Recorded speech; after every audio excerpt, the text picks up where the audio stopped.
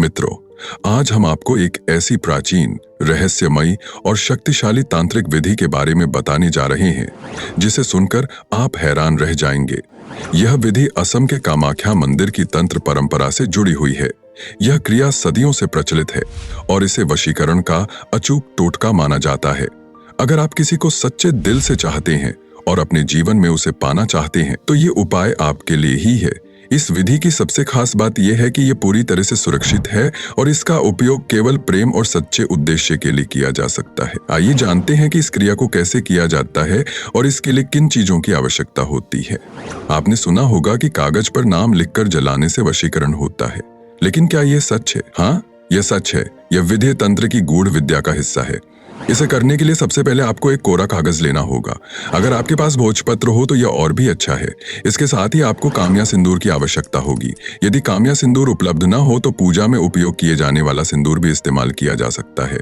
अब इस सिंदूर को 3 दिनों तक अपने पूजा स्थान में रखें और उसकी विधिवत पूजा करें। उसके बाद चौथे दिन आप एक कोरे कागज पर उस व्यक्ति का नाम लिखें जिसे आप अपने वश में करना चाहते हैं। अब यह काम सिर्फ नाम लिखने तक सीमित नहीं है। यह वह समय है जब आपको पूरे मन और आत्मा से उस व्यक्ति की छवि अपने मन में उतारनी होगी। नाम लिखने के बाद उस कागज को जलाएं और ओम विश्वदेवाय महाकाल रुद्राय नमः मंत्र का जाप करें।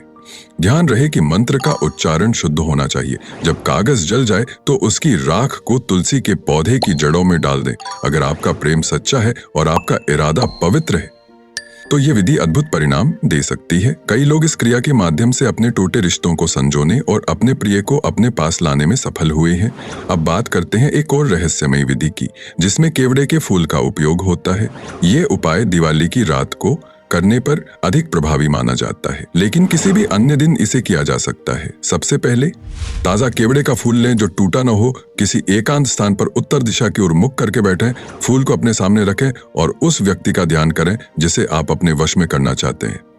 अब आप और देवाय महाकाल रुद्राय नमः मंत्र का 108 बार जाप करें। इसके बाद केवड़े के फूल की डंडल से एक कोरे कागज पर उस व्यक्ति का नाम लिखें।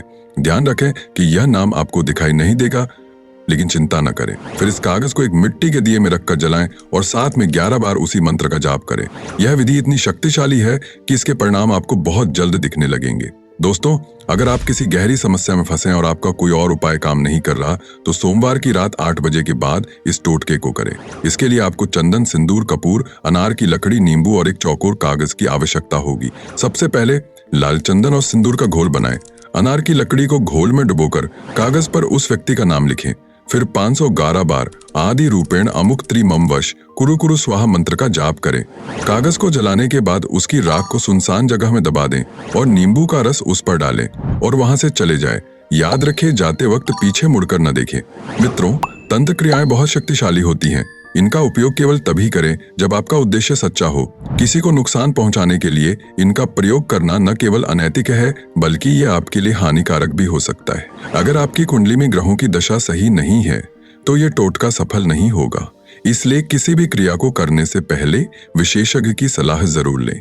बहुत से लोग पूछते हैं कि क्या कागज पर नाम लिखकर जलाने से वशीकरण होता है या ये सिर्फ अफवाह है।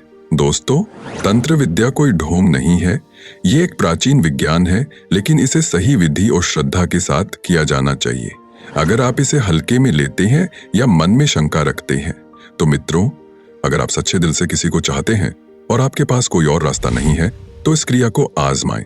लेकिन ध्यान रहे, आपकी नीयत साफ और उद्देश्य पवित्र होना चाहिए, क्योंकि तंत्र की ऊर्जा सच्चे मन वालों का साथ देती है। हमेशा याद रखें, तंत्र विद्या का उपयोग अपनी भलाई के लिए करें, न कि किसी और की बर्बादी के लिए। आपके कर्म आपके भविष्य का निर्धारण करते हैं।